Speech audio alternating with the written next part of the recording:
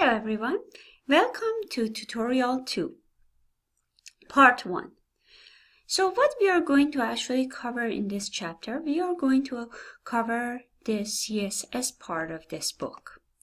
So I just want to let you know about few things for this chapter before I can explain you what this chapter is about. First of all, we are actually going to look at section 1 and 2 of this chapter. So if you look at session 2.1 and session 2.2, that's what we are going to actually talk about. So we are going to start from page 85 and we are going to cover up to, I'm just going to look to see what pages, up to 132. So we're going to stop at session 2.3 of this tutorial. So the objective of this tutorial is basically we are going to look at the history of CSS and the newer version, same as HTML. CSS has also different versions. So we're going to look at that. We're going to actually look at different types of style sheet. And we are going to look at the inheritance with the style sheet, like which one takes the priority and things like that, and what is the style precedence. And also we would learn about how to apply different colors, like hexadecimal, or maybe just the name of the colors, like blue or black or something like that, so that we can use the CSS style. And this will actually so basically you have HTML file and you have a CSS file, and in the CSS file we can actually apply the color so that our HTML file will have that color, for example, or even the background color. We will talk about the contextual selectors, and as well we will talk about some of the attributes of those selectors. And finally, we will talk about the font styles and the text. And we are going to use the web font, and we will discuss that. So this will cover session 2.1 and session 2.2 of this chapter. So this is actually going to be this our website, and you can see there are some things that the CSS is actually covering about the styles and colors of this web page. And in this chapter, we are actually going to talk about the designing a fitness club, basically, website. So these are basically some of the CSS that we will discuss about different colors, about the appearance of the text, and the different styles that we have and things like that. So what is basically CSS? As I mentioned a little bit earlier, the appearance of page is basically depends by one or various type of a style that is written in the CSS language. So CSS, like HTML, is a language, and we call it cascading style sheet. Same as HTML, CSS has various versions too. So the latest one that we are going to cover is CSS 3. And it is basically not based on just single description. It's based on several modules. So it's not based on single specification or description. It's based on various modules, where each module can be focused on a separate design topic. So we will have various modules, and each of those modules will focus on various design of our page. So let's look at types of cascading style sheets that are available. There are some browser style or user agent styles, and basically what they are built into various browsers that we are using, like Internet Explorer, Firefox, and so on. User-defined styles are basically those styles that are being defined by a user and based on the configuration setting of your browser, of the user's browser. An external style is basically created by a website author, and they will place it in a file. it's called within the CSS file. And it's basically somehow you will mention a link into your page. So you will have a separate file, the CSS file, and you will link it to your web page. So we will have also other type of styles such as embedded style and inline style. Embedded style is basically added to the head of the HTML document. So it's not in a separate file, it's just at the beginning, at the head of the HTML document, and it is only designed for that page, not the other pages. But it has it takes the precedence over other cascading styling. So, for example, if you have an embedded style for that page and you have another external style, that embedded styles takes the priority. That means whatever you have defined in that embedded style is going to style your page, not based on the CSS file that you have. So sometimes, that's why it's sometimes better if you want, it's better to have a separate file rather than just, because sometimes maybe you forget, and if you want all the pages to have the same thing, then you have to copy it everywhere. So you have to copy it to the heading of each of those HTML files. So that's why it's better if you have a separate file, external link. And the last one but not least is the inline styles. So this style added as element attribute within our HTML document and apply to only that particular element, but it has the highest order of precedence. So that means if you have a inline style in that attribute of the HTML document, it's take the priority over the embedded style, over the external style, and so on. Normally, for the design, we should avoid embedded style and inline style because the HTML document is basically is not designed to have the is not designed to basically have these type of basically styling in it. It's the HTML only should describe the content and the structure of the document. So it should not have the design elements to it. So that's why these two, embedded style and inline styles, are being avoided.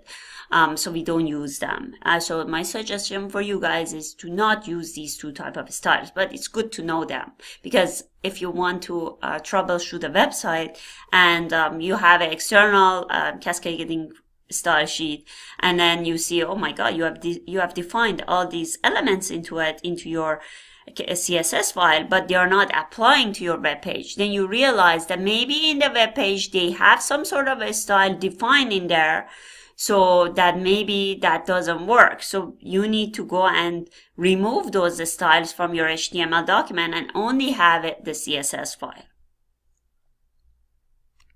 So before looking at the style rules, I just want to mention to you guys, so for your exercise for this chapter, you are actually going to follow the tutorial and do the tutorial.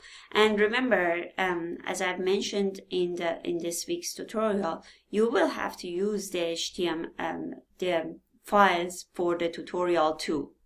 So you will use the files for tutorial 2 that you have downloaded previously as a zip file, and you will go to the tutorial 2 and use those files. But you will need to follow a step by step of this tutorial. So for example, on page 87, you have to follow that. So it's basically it's asking you to open the tss_home.txt HTML file, and you just have to follow the steps. So for your exercise, that's what you're going to do. But in this PowerPoint, I'm going to cover the concepts that we are going to actually use in this chapter. So if the element tag is the building block of the HTML file, then the style rule, which defines the style applied to an element or group of elements. There is a general syntax of the CSS style rule, and this is basically the rule. Selector, and you'll have an open bracket, property 1, column, value 1, property 2, value 2, and so on. So I have put an example for you here. So the selector could be the H1, which you can define. That's what the heading is. And you want to actually mention that all the header colors are the same if they are H1 headers. So you can actually open this to the value. Maybe you want to define based on the color and the alignment of the text. So you want all the H1 to have the color blue and the alignment is center. So that's one example here. And then you open the bracket. You want the other headers like H2, H3, H4, and so on to have different color and also different alignment. So you can define them as this. So all of the other ones, you have defined it to have a color red and the alignment is right. So that's what this general syntax apply to this. Browser extension basically are extended library of a style property in the browser. And they are based on vendor prefix, which indicates the browser vendor that created and support those style property. So in our file, we have to basically mention, like, so for example, for browsers such as Firefox Cameo, we use the vendor prefix this Moz. For Internet Explorer, we use this. For Opera, we use this. For Android browser, Chrome, we use this WebKit. So there is a newer style now for the for basically the column in the CSS that we talk about the layout. And there is something called the number of columns is basically indicated by column count property.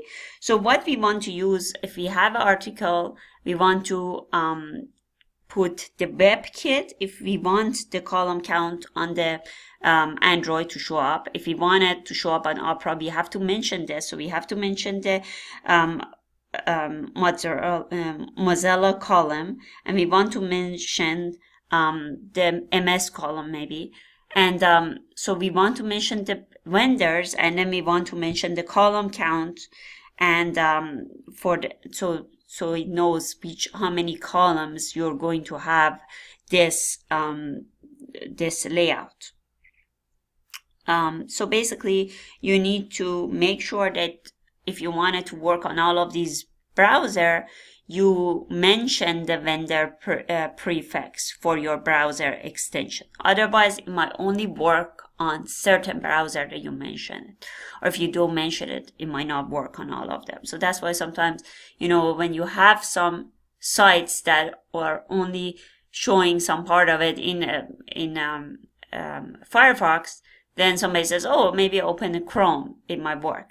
So you want to make sure that when you are designing your cascading style sheets, and when you are actually creating these documents, you want to make sure that you mention sometimes for a specific, if you're using the browser extension, that you have to be more specific about the vendor prefix.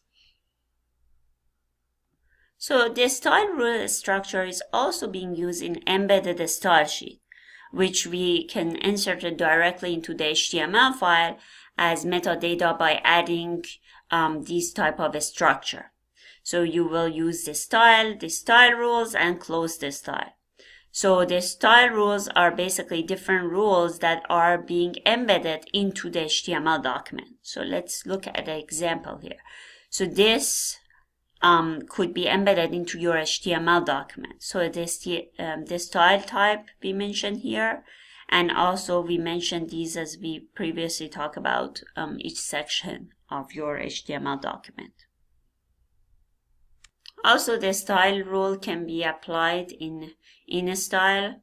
So again, you can apply directly to a specific element using these type of structure and syntax here, where the property value pairs define the style applied directly to that element. So that let's look at the example here. You will see the H1 style. So we have the property 1 value color, and then you can put your property 2, which in this case we have text align center, and then the rest of whatever document you wanted to show. So this will be shown green and alignment center.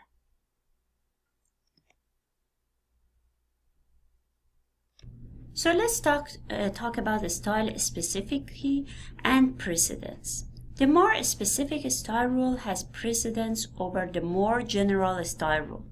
So a rule applied to a specific paragraph, it can take precedence over a rule applied to the entire page.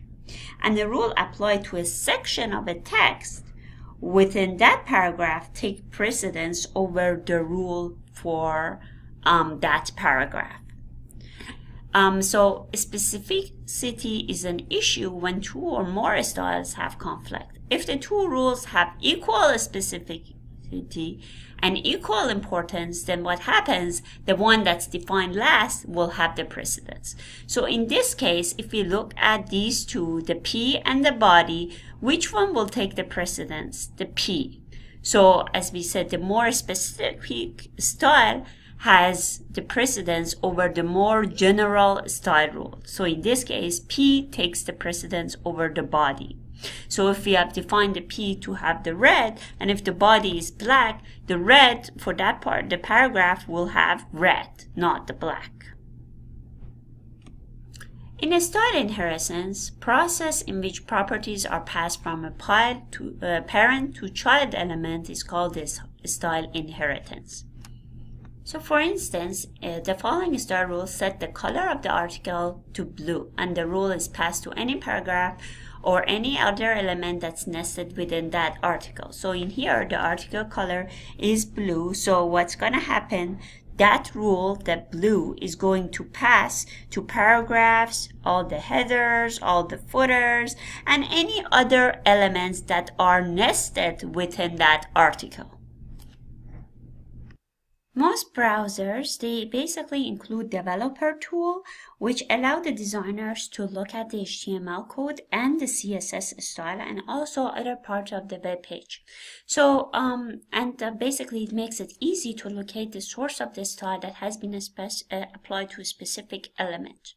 So they are different in each browser, but if you are going to, I'm going to open maybe in Firefox, or maybe no. Let me just open in Internet Explorer.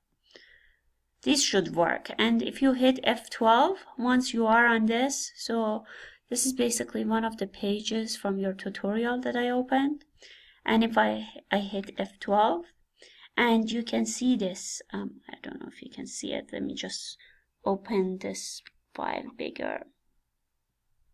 So you can see at the bottom of it, that I clicked here, and on the right side you can see these are the styles. So if I click on the body, so I can go up here, so the styles you can see that are in a style, and then article syllabus, and then you have which says inherited from the body, and then so you have in the body, these are, they define the color, the font family, and all that. So this is what you can actually do for any web page to understand what they have applied.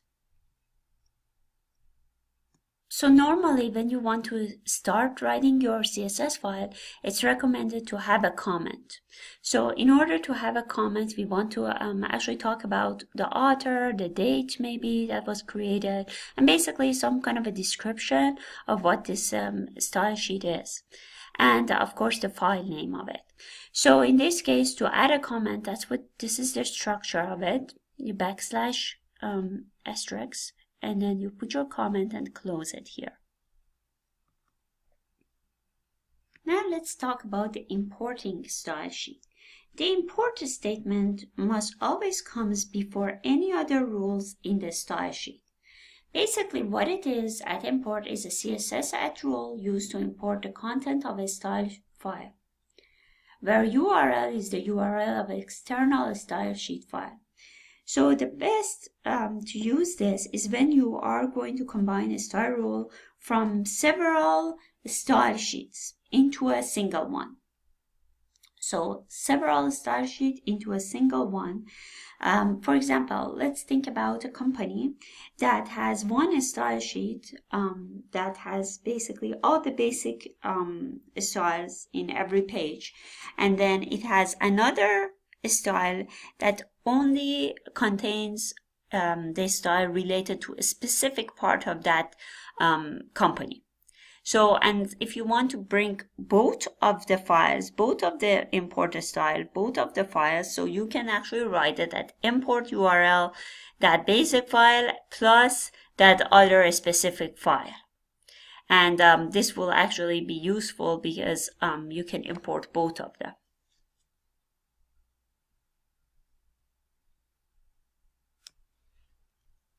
Now let's look at working with color in CSS. Color values, values in which the color is given by an exact numeric representation. We have RGB triplets, we have hexadecimal number. In the RGB triplet, the intensity of primary color expressed as a set of numbers in CSS. So we use the RGB, and then we have red, blue, green, and so on. RGB color values are basically based on the classical color theory, in which all the colors are determined by adding 3 primary colors. As you can see here, colors red, green, and blue, and at different level of intensity. For example, adding all the 3 primary colors at maximum intensity produce the color white, while adding any 2 of the primary colors at the maximum intensity produce the trio of the complementary colors such as yellow, magnet, and crayon. So basically, that's the concept that we are using for the RGB values. There are also other color values, which is HSL value, which we are going to look at it. HSL color values were introduced into the CSS3 based on a color model in which each color is determined by hue, saturation, and basically lightness. So what are these 3 elements? Hue is the tint of the color and is usually represented by a direction on a color wheel. Hue values range from 0 to 360 degrees, where 0 degrees matches the location of red on the color wheel, and 120 matches green, 240 matches blue, and so on. Saturation measures the intensity of a color and range from 0% no color to 100% full color. And lightness measures the brightness of a color. Again, it ranges from 0% to 100%. 0% as white, 100% as black. 0% as black and 100% as white. So if we have, for instance, hue at 38 degrees, saturation 90%, and lightness 60%, what kind of shade we get? We get medium shade of orange. So that's how they are being defined. So again, here you can base it on that. So if we have the hue of 38, and then we have the saturation at 90, and then we have the lightness at 60%. So if we put them all together, we will get kind of a medium orange. And about here. So this is based on degree, and then based on saturation, and then based on the lightness.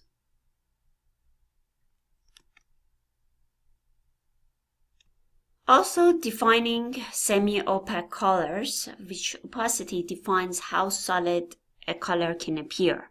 A color's opacity is specifically used in the following property: RGBA, red, green, blue, opacity, HSL, hue, saturation, lightness, and opacity, where opacity sets the opacity of the color ranges from 0, complete transparent, to 1, which is complete opaque. Again, CSS defines the text and background color for each element on the website. So you can define the color of the text and the background color. Where if you have the color is a color name or a color value. So for instance, if we want the body to have a background of white, that's what we can say. We can say background color white. or we can change it to any other color as we wish. Also, if we want to use, for instance, the HSL value, we can just put the background color and then the HSL based on the hue, saturation, and lightness. So you can just put, like, for example, the hue 38, as we mentioned, the saturation 90%, and then the lightness is 60%. For the background color, you can use that as well.